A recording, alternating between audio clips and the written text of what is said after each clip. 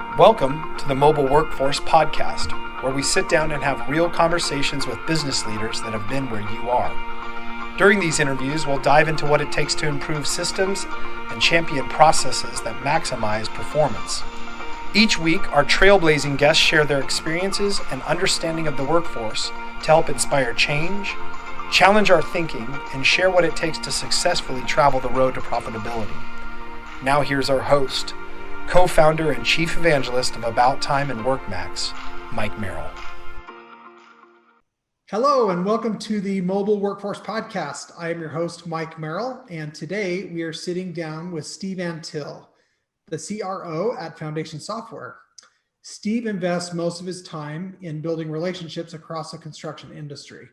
And one of the things he really focuses on is building those relationships and bridges with companies, sales, marketing, and product development teams. And currently, Steve has over 20 years of experience and has led to more than 1,000 software selections and implementations for contractors of every side and in all different trades. So, Steve, before we jump into the conversation today, I wanted to just give you a chance to give us a little bit about your background and maybe share with the listeners what you have learned through your experience in the industry and maybe some of the places you've been. Thanks, Mike. So I've been with Foundation for 21 years. I started in inside sales, basically talking to contractors to get them lined up to look at our software. I've really worked my way up the food chain. It's one of the things we do real well here is we like to develop people over time. So I did inside sales for a while. And then one of the really cool things I did is I'm out of Cleveland, Ohio, but I moved to California back in 2003 and started a West Coast office for us where we were very regional at the time. So it helped put us on the map on the West Coast. So I gained a ton of experience because I was working with contractors on the West Coast and I had some experience with people in the Midwest. So as our company grew from regional to national, I was very much engaged with that. And then in 2011, I came back to Ohio to run sales, director of sales at the company as our company's grown and evolved. I also morphed into business development, maintaining a lot of relationships with industry professionals, accounting firms, CPAs, other vendors in the software space. We've continued to grow over the years. And now my title is CRO and, sales is underneath me, marketing's underneath me, business development's underneath me. But very much I'm still out there talking to contractors on a daily basis, working hand in hand with them, on the sales side and, building relationships with various industry professionals. Wow, that's awesome. Great laundry list of experience and appreciate you sharing that. Thanks, Mike. Good to catch up with you guys. We've gone back many years. It's going to be a fun conversation here. So. Awesome. Well, thank you again for joining us. So I guess just to kind of start out here, one thing I'm curious about, and I know you have a lot of experience in this, but what is it that drives the relationship between construction companies and their suppliers, subcontractors? I mean, what are some of those key things that you see as important? Yeah, thanks for the question. It's a good one. And from our lens, just for full disclosure, 70% of our 5,200 clients are subcontractors. They're very labor intensive. So I tend to approach the world and view things more from the subcontractor lens. However, we do, have some general contractors, but most of them have labor. So a lot of our clients here at Foundation tend to be, labor intensive trades like electricals, mechanicals, heavy highways, where payroll tends to be a real driving factor in their company, the labor cost, the burden cost. So, some of the things that we see on a daily basis that drives the relationships and, their dealings with other folks, right, would be, if they're doing a government job, working with a general contractor, making sure they're getting their certified payrolls submitted on time. All the contractors on the job are getting the right paperwork in. As over the years, everything becomes so litigious. Paperwork is such a big trail. Being collaborative with the generals and the other contractors on the job are real driving factors.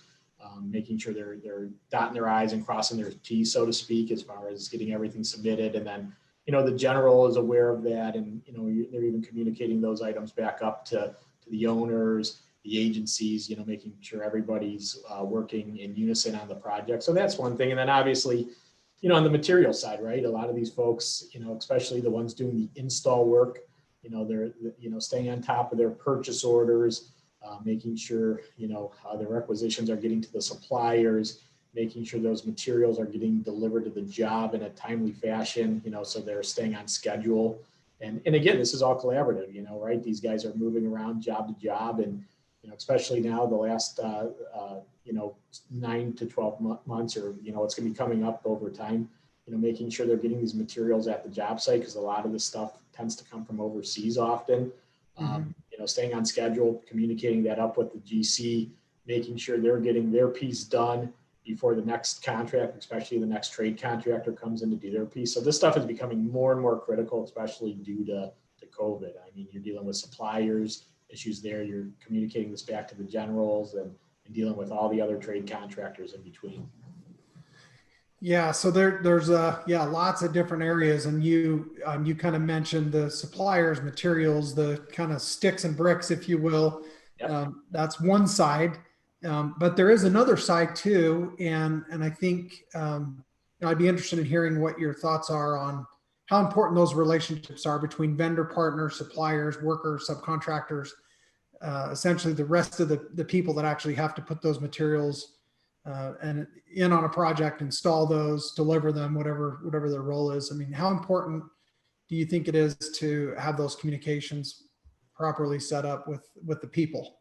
Yeah, right. So essential. I mean, as you're throwing the question my way, I'm thinking essential is how I'd answer the question, right? And getting into our world and probably your world, right? These technology pieces have come into the market now that allow everybody to be collaborative and communicate, right? I think about capturing payroll in the field, getting it submitted, just selfishly within the contractor themselves, but collaborating up with the GCs through some of these communication tools, through project management systems that they're collaborating with their generals and other contractors on, and even the suppliers.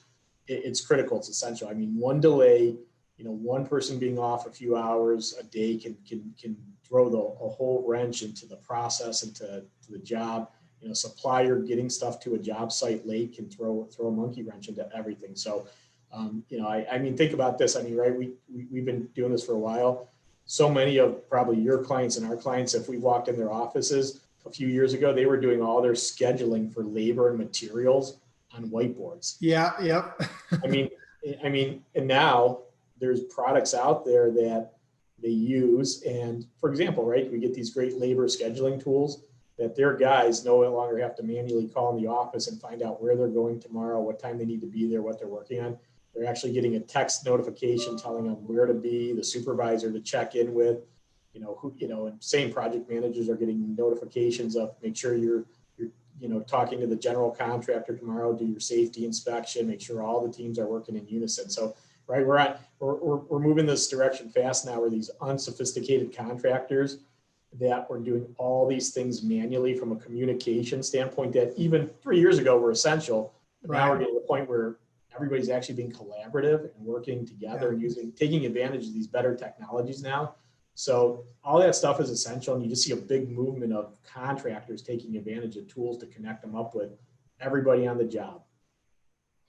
Yeah, we had your words are resonating with me, and it's making me think of a guest we had recently on another episode, Damian Brothers, and he was talking about how critical it is to have good documentation, and how a lot of times he just learned that if he wasn't able to document things properly, that it wasn't even necessarily worth bringing up the argument or the contention point. So how important is having that documentation in place and where you can use it in this process? I love what you just said. If you don't have it, it's probably not worth fighting the battle, right? We hear from our customers, right? The generals, a lot of them, their hearts are in the right place. The subs, their hearts are in the right place, but things go sideways. And so often these jobs have issues with litigation, payments held, the traditional story you hear in construction, but there's so many great ways to document things. Here's a story that I've heard that I really like. There was there, something that didn't exist 10 years ago. There's a software called Unearth. It's designed for heavy contractors that can document, what they're basically moving in and out of jobs as far as like dirt loads and things like that. So completely unrelated to what we do or what you guys would do. I really like the story. So there was a water system that needed work, and a city didn't have time to do a survey. They wanted to get them moving.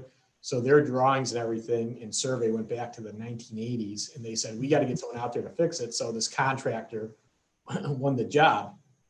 And of course, as the job started, the amount of dirt they had to move to fix this dam and water system went up through the roof. And of course, halfway through the job, they were talking to the city saying, we got a whole bunch of change orders coming your way because this is out of scope from what we signed up for. Right. The city said, that's fine. Just, we're documenting, we're being aware of it. Of course, at the end of the job, they started submitting these overages, and basically the city said, there's no way you guys move that much dirt. We're not paying you for these change orders, right? Uh-huh. So typical story 10 years ago, these guys would have ended up in litigation or ended up settling and all that. However, this company subscribed to this product called Unearth, which takes satellite photos of the job site. Wow. And they actually went back, right? You're talking about documentation. They had photos every day of all their trucks coming and going from the jobs, because the city's argument was the trucks are only half loaded. You're basically moving half the dirt you're billing us for and all that. And they basically threw it in front of the city's face and said, here's proof, here's documentation. This is what we truly did. And the city said, you know what? You're right. We're going to pay you. Wow. So that contractor, by subscribing to a system that was documenting things very specific to them and their needs, it probably paid for itself multiple times just in that one situation. So, right. I mean, we talk of 20 years ago when me and you got into this, you never heard contractors using tools like that. Now there's tools like that available to all the different trades, very specific to them, available to the generals. A lot of these are collaborative tools, the GCs and the owners and the subs all use together. And it helps the process of keeping jobs moving, and it helps avoid litigation between the subs and the GCs a lot of times. Yeah, and when you're up, the market right now is so busy, everybody's behind, and there's a lot going on with some of the other challenges, the social distancing, the spacing. You can't throw as much labor at things as maybe you used to, and so the last thing you need now is litigation or delays that are external to actually getting something done. Yeah, I mean, right, there's so much uncertainty right now, and these guys are worried about their backlog, and right, we have clients that from March through May, June, July, a lot of their jobs stopped, started, and right, and trying to coordinate all that and getting all the parties back on the job site at the same time, and then, like you said, right, appeasing all these safety requirements that have come into play now. Their world's changed, and it's going to be different moving forward into 21. So, all these technologies that capture data in the field, documenting, the safety conditions at the job site, incidents and all that. In my mind, they easily pay for themselves because so many of them are so fairly priced and reasonable and easy and accessible for even contractors that always thought that stuff was out of their range, a few years ago.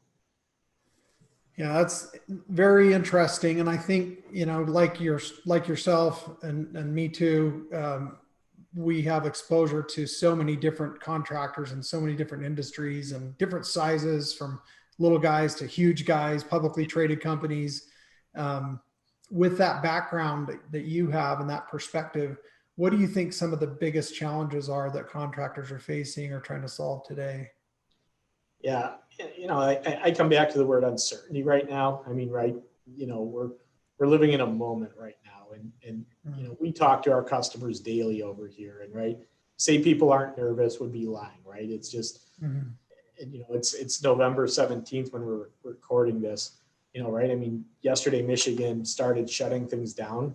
Our company, we have over 150 customers that are active there. And, I guarantee in the next couple of days, we'll be talking to some and they'll say certain jobs they are doing are just shutting down. So there's a lot of uncertainty on these jobs.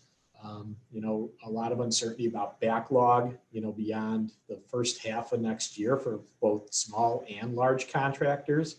That all, and that's going to be changing week in and week out, right? I mean, one of the things we were just talking about today over here is, if there's another stimulus package, we're very hopeful there'll be an infrastructure piece in that, because that can feed, a large amount of labor and equipment subcontractors for a long time, which would be good for our country.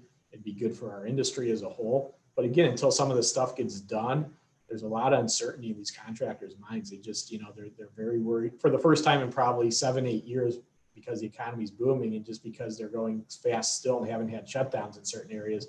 A lot of them are worried what's going to happen late next year and into 2022. So, that's a recurring theme we've been hearing from our clients for a few months is, it's almost like they just want a clear answer of what's next year going to look like and the year after going to look like. And unfortunately, I don't think with everything going on right now, people have any clue what the next couple months are going to bring. Yeah. Who knows, right? Who knows, right? So the jobs you've got in place and that you're on, all the more reason to make sure that those run well and are as profitable as possible, so that you can control those variables that you do have some control over. Yeah. So it's just, right, it's a different time right now than anything we've experienced in probably the last decade in our industry, where things have just been booming nonstop. And even though things look good right now, there's a lot of questions about, what's going to happen, into the future here. So, I think from, both our GC clients and our sub clients and just folks I talk to, if they know they got a strong backlog, they're comfortable, they'll be more aggressive in what they do, and they'll focus on building their business and taking advantage of tools that'll help their company go to that next level. But, but when they get uncertain, it just makes them decide often not to do anything. And, they might be missing the boat on things that can help their company because they're fearful of spending money on what they might deem as extras. But there are a lot of tools that could help them on the back end of all this. Yeah. And we both know, of course, that in construction, we're kind of known as laggards of adoption of technology. Yeah, completely agree. But, the one thing I tell people is I've been doing this 21 years and I don't have any hard facts on this, but I think our industry, the technology's evolved more in the last probably 36 months than the prior 17 years. I mean, it feels like for the first time in doing this that, these contractors are embracing technology more so than they ever have. And they're more aware of it, right? And I don't want to stereotype things, but we deal a lot with small to mid-sized contractors. And I think there's been a little bit of a change in the generations of companies, right? So mom and dad started the company and ran it to the last few years. And now a lot of times now this newer generation, whether it's the kids or younger leadership and management team, a generation like, Gen X and the millennials are starting to move into these leadership roles. And, we've grown up with technology and computers. And so when we come into these spots and we're looking at the business and saying, why are we not taking advantage of it? Where before it was such a hard sell to get, that generation to like, why do we need this? Why do we need computers? Why do we need technology? Why do we need a mobile solution? We can do it by hand. Now this new generation tends to be hungrier for it, where they're like, why aren't we taking advantage of these tools? Right. Yeah. I remember not so long ago, I mean, even a decade ago, companies were saying, I've got all the technology I need in this spreadsheet. Yeah. And that spreadsheet might've been a Lotus spreadsheet, right? Yeah, true. Good point. Yeah, so. Green screen software. Yeah. It's moving quick. Yeah. Right. I mean, how many folks, the first thing they call into us and say is, what cloud solutions do you have? Right. 36 months ago, even though many other industries, that was the norm in other industries 5, 6, 7 years ago. Construction, it just got on their radar. So when you talk about construction being known as laggards, it's taken a while to get there, but it just seems like things are moving much quicker right now. Yeah, it's funny you mentioned that. I was going to ask you how the cloud has impacted what you guys do every day, and how often is it now coming up? Yeah, all the time, the time. And one of the things we even talk about is, we have multiple products over here. We have a mobile system, we have payroll for construction, we have foundation software, the big accounting package. We have thousands of on-premise clients that, over time will move over to our hosted environment and whatnot. But I think a lot of times too, right? A lot of times when people call in, they assume now that what you offer is cloud-based. They just assume what you offer is that option.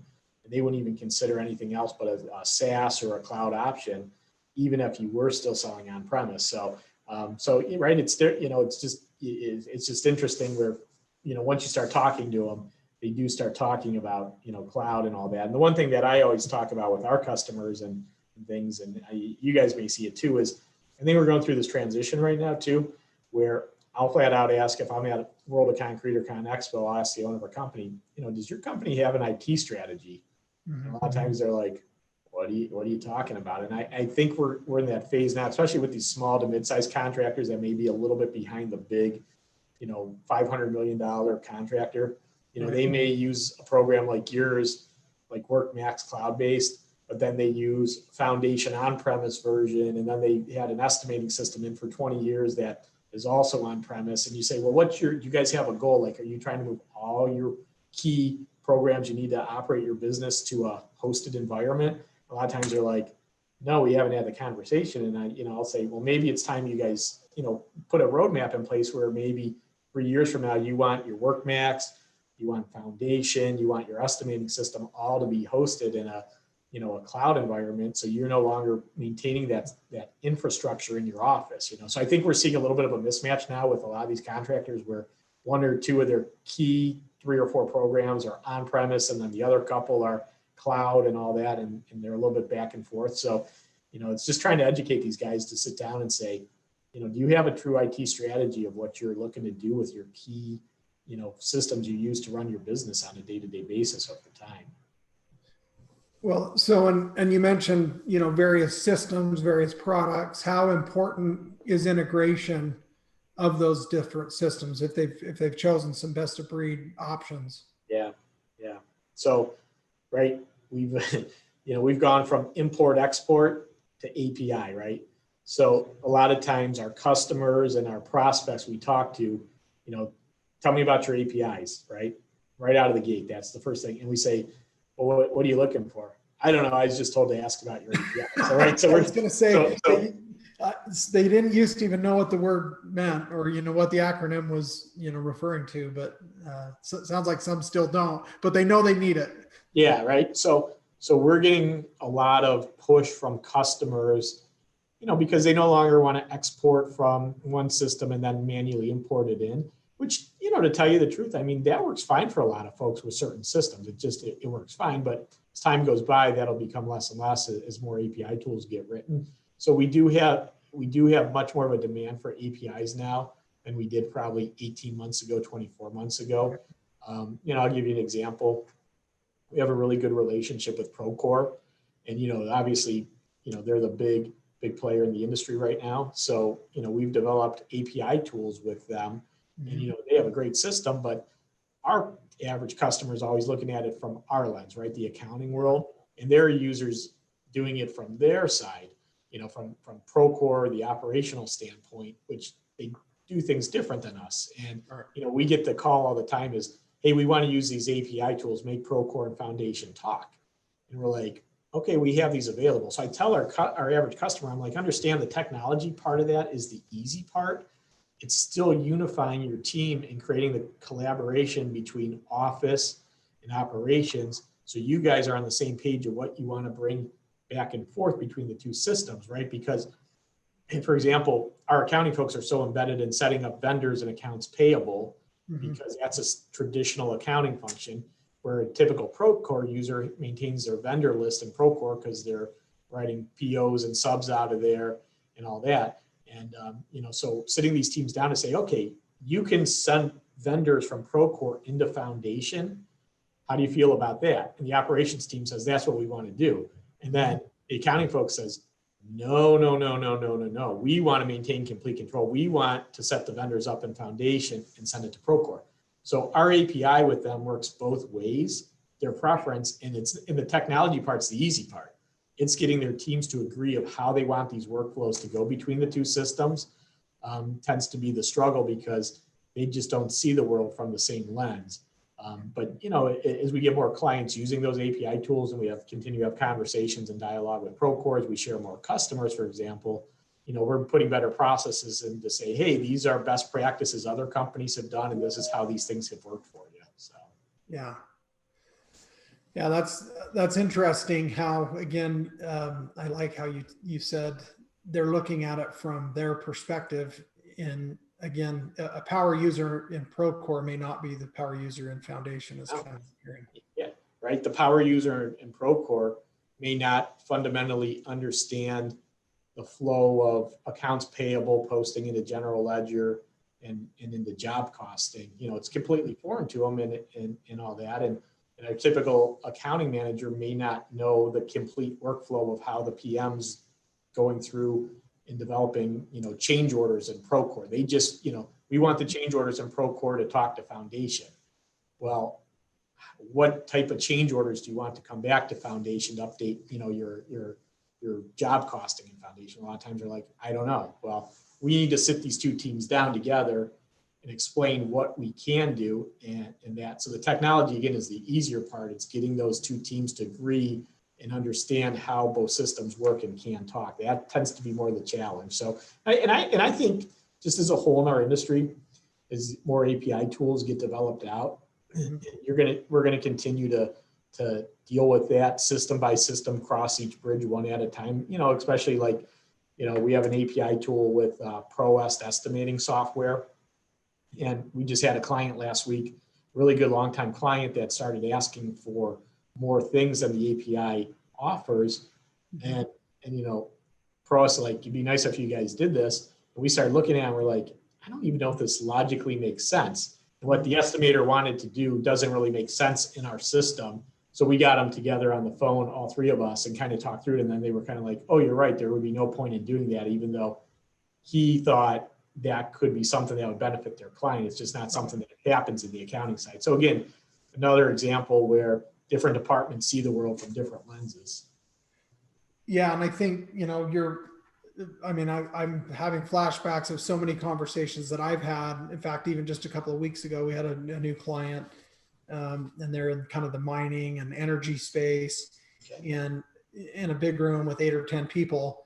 And depending on what feature or function we were talking about, different people around that table said, oh, no, I don't even care about that. What I need is, and then yet somebody else would say, well, no, that's critical. We have to have that. And so to your point, we've got different focuses for different people depending on what their role is. And I think APIs and having a workflow process that lets these systems work together to maximize the options of possible touch points is something we can do as technology vendors. But at the end of the day, software is only good if it's used by its users. So that's kind of a gap that I think we have to do a better job of leading people to try and fill.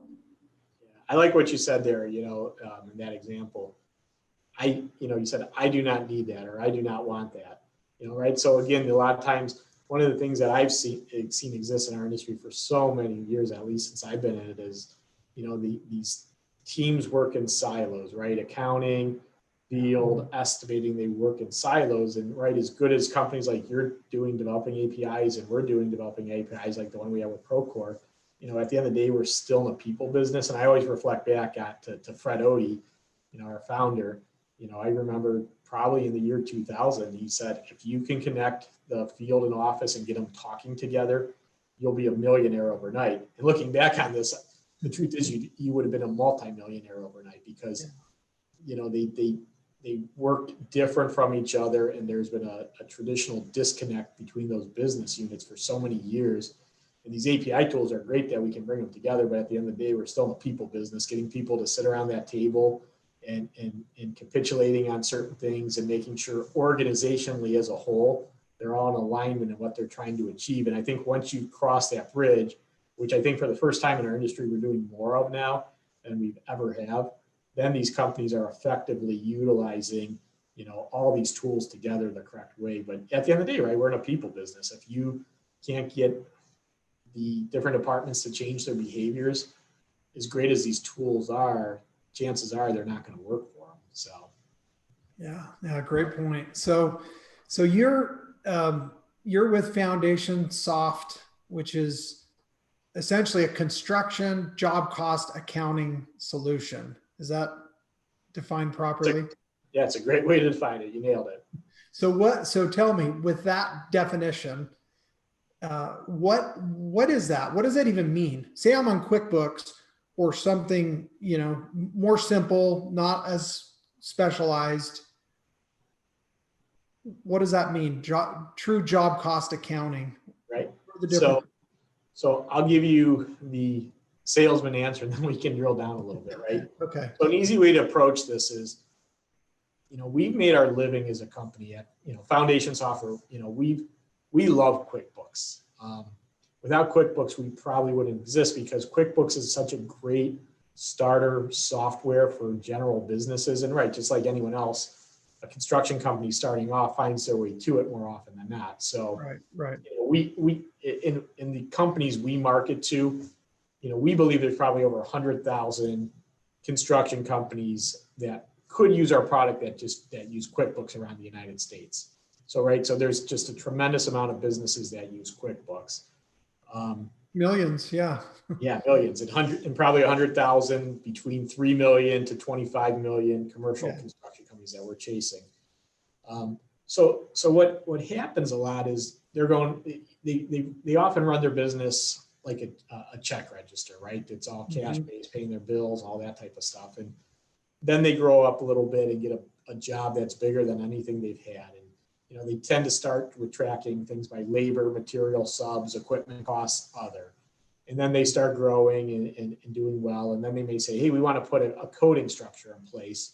And if you're an electrical contractor, it might be conduit, fixtures, lighting. And within that, then you look at labor, material, sub costs. But what happens is you're building these layers of job cost. It's kind of just organically happening as your company's growing, and maybe you're taking on bigger commercial jobs or bigger government jobs. And then, a couple things start happening. You start becoming inefficient where you're doing your reporting in Excel, right? We were talking about spreadsheets a few minutes ago. You're doing all your what you deem as job cost reports in Excel, but there's no real source of truth of that. It's just numbers that are gathered and plugged into a spreadsheet where maybe you're saying, hey, we think the estimated cost is 100,000, and our reports in QuickBooks says actual cost right now is 80,000, right? So you're manually plugging the stuff in it, so things do not reconcile back to accounting. So a couple of things that happen on the tipping point. We start seeing these contractors maybe hit $3 million, $4 million, $5 million, where the burden of doing that manually, the behavior of it, it's a tipping point where they're like, wow, we're not being efficient. Maybe we should start looking at something industry specific, a construction accounting package. Mm-hmm. Or the other indicators are the CPA comes in there, they have a good CPA and says, guys, you're spending way more in labor doing this stuff manually versus if you were to get a construction specific job cost accounting system that would automatically build these reports for you. So that's another one. Then the one that's really, interesting is the bonding company. The company hits 3 million, 5 million, they go to bid on a larger job and they, want to increase their bonding capacity. And the bonding agent says, this data you're sending me is in spreadsheets. It reconciles back to nothing. We're having a hard time accepting this data as a source of truth from you. So, there's a lot of moving pieces that can't happen. But the natural evolution is at some point, probably between 3 million on up, as these companies find their way into starting to think about getting into what, you're calling a job cost accounting system. I call it a fully integrated job cost system where if conceptually they're using us or there's other products we compete with correctly, they're entering data into accounts payable, they're entering it into the payroll module, or they're using your system and capturing payroll in the field and it pushes into our payroll module, and they're doing their billing functions in AR. And the beauty of the seamless, fully integrated job cost accounting system is they're putting those transactions into those daily modules. They're capturing the job and the job cost structure that they're going to. And then when they post those transactions, it's fully integrated. It updates the root accounting module, just like it would in QuickBooks. It also hits your ledger, but it also automatically takes that and pushes it into the job cost system. So again, they're no longer manually plugging numbers into a spreadsheet. They're in a fully integrated job cost construction accounting package. And 2 reports right out of the gate they should be getting with us or any of the other systems out there would be estimated versus actual cost to see within a job estimated versus actual cost. So, if they're doing that and getting that automated, That's a huge step up from manually doing it in spreadsheets. And then the other big one is the one that relates to the bonding company. They're starting to formulate an over/under billing report where they can see a percentages of completion on the job, or even broken down by the cost code within the job. Then these companies hopefully will do more with that. They'll start forecasting off of it and using it to their advantage to start growing their business. So, yeah, it sounds like you've got a lot to offer smaller to mid-sized organizations that are really trying to get a handle on those true costs on a regular daily basis and head into growth. Yeah, I mean we want to help these folks, and if they go through training and they set the system up to be used at a basic to mid level, it's a huge improvement from QuickBooks, and it should give them information to help them make better business decisions. Adjust during the life cycle of the job. You're talking about those spreadsheets, right? So often these numbers are not getting updated in the spreadsheet till the job's done, right, and it's over. You can't react. Where if you're on a daily, weekly basis looking at real-time job costing, you can make adjustments on the job on the fly and increase the profitability. That's great advice. So kind of winding up here a little bit, just curious, what would you advise companies, whether they're large or small, that they should be doing here as we wrap up 2020 to give themselves an advantage and be better positioned for 2021? Yeah. So, we were talking about the emergence of technology a little bit, and maybe how it also trickles down from larger contractors to smaller. I think these guys are going to have to be nimble, willing to adjust, be flexible more probably in 2021 than they've had to be the last, decade, just because of everything going on in the world. The one thing that's really starting to emerge quickly that I think it's a great topic is these business analytical tools, like using the Power BIs of the world, right? 4 years ago, a typical $30 million foundation client or About Time or WorkMax client wasn't even, these weren't on the radar. Now we're starting to see clients use these tools. And I think this could be a separator, with the small to mid-sized contractors. The big guys are using these now, but on top of getting good reporting out of them, they're allowing contractors to do predictive analysis on jobs, which I think moving into 2021 can be big and it can be important, right? Helping to predict things like cash flow, right? Cash flow is going to be an issue that comes up probably more in 2021 than it has the last few years, because a lot of these guys have been doing very well, and all that. And now the margins might be down, the schedules might be off, starting to look at some past history to help make predictive analysis and decisions on jobs and being able to adjust on the fly. So it's one of the things that's just real interesting. Like, a year or two ago, very few of our clients were using these tools, even asking us about them. And now we're, on a daily basis, you got companies that are just, hey, we use Power BI. We want to pull data from your system into Power BI and build some reports off of that. That's going to help predict, type of jobs we should be bidding on, cash flow cycles within different types of jobs we do, right? They don't, if cash flow might be tight, there might be certain types of jobs it takes a long time to get paid on. They can, do some predictive analysis on that. And then even though the job could be profitable, it might hurt them next year during the life cycle of the job, because those type of jobs may take longer to get paid on. So those are all things I think contractors should be thinking about. And again, these tools are readily available and they're very affordable. I mean, you can use Google Data Studio. I mean, you got clients, big companies that use Tableau. That's become very popular as well. But, again, it's just fascinating to me, because contractors we have that didn't have this on their radar in any way, shape, or form a year or two ago. It's kind of cool. They call in and say, hey, Steve, we started using Power BI. We want to talk to you guys about doing some consulting to get foundation married into it. And then, and then they're bringing data in from other systems as well, bringing multiple systems data together. So. Yeah, it's nice to see, really nice to see the advancement of technology in our industry and people embracing it as opposed to running away from it like they've done in the past. Yeah, it's a different game, isn't it? It's cool. It's really cool. It's awesome. Well, so just to wrap up, one question I like to ask all of the guests of the podcast: what's one hack or kind of process or kind of a secret sauce that Steve Antill has learned over your illustrious multi-decade career? All right. So I'm maybe living in the moment right now, but I run a team of about 15 salespeople, and Okay. we have a marketing department over here. I think sometimes I need to step back, and a good thing, secret sauce is, it's a marathon. It's not a sprint, as we go through things. And I think, right, this year's a good example of it where, it's probably not a wise decision to make business decisions on what's happening this week or on the election till we know what the fallout is, to overanalyze sales even this month versus over a broader period of a time. So, sometimes when we're looking at the business as a whole, and, even talking about our customers and how they do things, it's a marathon. If you're committed to your business and you want to be in this for the long haul, it's a marathon. It's not a sprint.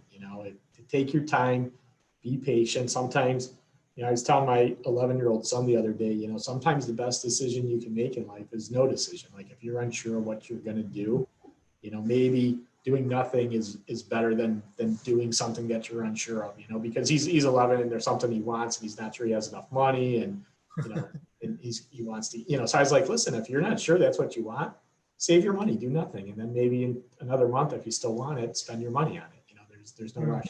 So yeah, I think it's not a sprint, it's a marathon, and, we're in this for the long haul. I'm in this for the long haul. I think a lot of our clients are as well. And, let's just take a step back and take 3 deep breaths and just kind of see what the next little bit brings to us. And, and from a leadership level, passing that down to our team so everybody's not reacting to things so quickly right now is only a good thing. That's great. I think it's great for not only business, but personally, good advice and wisdom there. Cool. Thank you. So, thank you. Well, again, thank you for joining us today. We're always excited to have these great conversations, and this has been certainly no exception to that today. Thank you, Mike. I really appreciate being on the podcast. Thank you. You bet. So thank you for joining us today on the Mobile Workforce Podcast, sponsored by About Time Technologies and WorkMax.